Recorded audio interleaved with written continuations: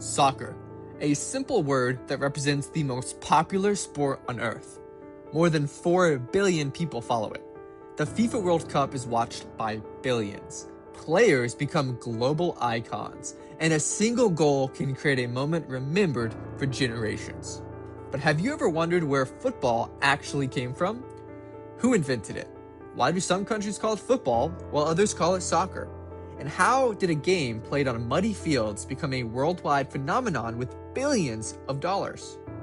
The story of football is far older, stranger, and more fascinating than most people realize.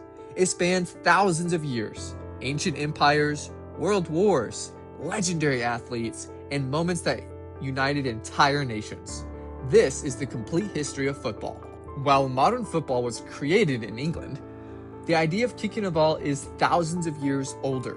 One of the earliest known football-like games was played in ancient China around 2,000 years ago. The game was called Cuju. Players attempted to kick a leather ball through a small opening without using their hands. The game was often used as military training and became popular among nobles and commoners alike. Ancient Greece had a similar game called Epskiros. Meanwhile, the Romans played harpaestum, a rough and physical sport that involved moving a ball across a field.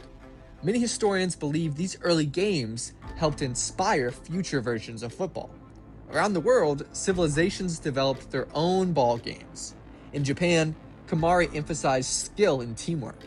In parts of Central America, ceremonial ball games were played centuries before European contact. Humans seemed naturally drawn to the simple challenge of controlling a ball with their feet, but modern football had not yet been born. By the Middle Ages, football had become wildly popular across Europe, but it looked nothing like the sport we know today. Entire villages would compete against neighboring villages. There were often no fixed rules. Matches could involve hundreds of players. Games stretched across fields, roads, rivers, and town centers. Chaos was common. Broken bones weren't unusual. Property damage became so frequent that several English kings attempted to ban the sport altogether. King Edward II issued restrictions in the early 1300s. Other rulers followed, but the bans rarely worked. If anything, it ignited more passion from the commoners feeling they were being oppressed. People loved football too much. For centuries, the game continued evolving despite the efforts to stop it. Eventually, schools and universities began creating their own versions with organized rules. This would lay the foundation for modern football. The turning point came during the 1800s in England. Different schools played different versions of football. Some allowed carrying the ball, others prohibited it. As teams began competing against one another, confusion became a problem. A standard set of rules was needed. In 1863, representatives from several clubs met in London. They formed the organization that would become known as the Football Association. The goal was simple: create one official version of football. During these meetings, carrying the ball by hand was banned. The decision split the sport into two separate paths. One became football. The other eventually evolved into rugby. The modern game had finally arrived. Many of the rules established during this period remain recognized today. The sport quickly spread throughout Britain and beyond. Factories, ports, railways, and trade networks helped carry football around the globe.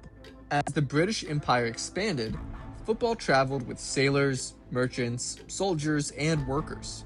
Soon the game appeared in South America, then Africa, then Asia, then virtually everywhere else. Countries embraced the sport and made it their own. In Brazil, football became a national passion. In Argentina, it became part of the country's identity. Across Europe, clubs emerged in nearly every major city. The game's simplicity helped fuel its growth. All you needed was a ball and a place to play. By the early 1900s, football had become a truly international sport. Then, in 1904, representatives from several nations formed FIFA. The organization's mission was to oversee international competition and unify the sport worldwide. Football was no longer just a game, it had become a global movement. As football exploded in popularity, one question remained: who was the best nation on earth? To answer that question, FIFA created a new tournament, the FIFA World Cup. The first one took place in 1930 in Uruguay. Only 13 teams participated, 13 countries. Yet the event marked the beginning of something extraordinary. Uruguay won the inaugural tournament and became football's first world champion. The competition grew rapidly. Every 4 years, nations gathered to compete for football's greatest prize. The World Cup survived political tensions, economic crises, and even world wars. By the second half of the 20th century, it had become one of the largest sporting events on Earth. Entire countries stopped to watch. Legends were born. History was made. And no history of football would be complete without its greatest players. Few names are more iconic than Pelé.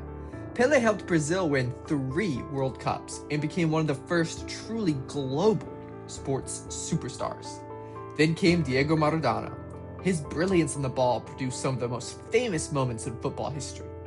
The rivalry between greatness continued into the modern era. Players like Cristiano Ronaldo and Lionel Messi pushed the sport to incredible new heights. Millions debated who was the greatest. Both of them shattered records. Both inspired future generations. And both helped football become more global than ever. These players didn't just play a sport, they became symbols of excellence, determination, and national pride. Today, soccer or football, whatever you call it, is the undisputed king of global sports. Professional leagues attract enormous audiences. Transfers can be worth hundreds of millions of dollars. Stadiums hold tens of thousands of fans. Television broadcasts reach nearly every country on Earth. The World Cup remains one of the most watched events in human history. Yet despite all the money, technology, commercialization, football's appeal remains surprisingly simple. It's still the same basic game. A ball, a field, 2 goals, and the dream of victory. Whether played on the streets of Rio de Janeiro, the parks of London, the beaches of Africa, or the stadiums of Europe, football continues to unite people across cultures, languages, and borders. Few things in history have connected humanity quite like this sport. From ancient Chinese soldiers kicking together leather balls to modern superstars competing before billions of viewers, football has traveled an incredible journey. It has survived wars, crossed continents, created heroes, and inspired generations. You cannot think of football without FIFA as well, with the first World Cup being in 1930. If history has taught us anything, it's that football is far more than just a game. It is a global language spoken by billions. If you enjoyed this video, be sure to like, comment, and subscribe. Please let us know in the comments, who is the greatest football player of all time? Settle it for us. Thanks for watching, and we'll see you in the next video.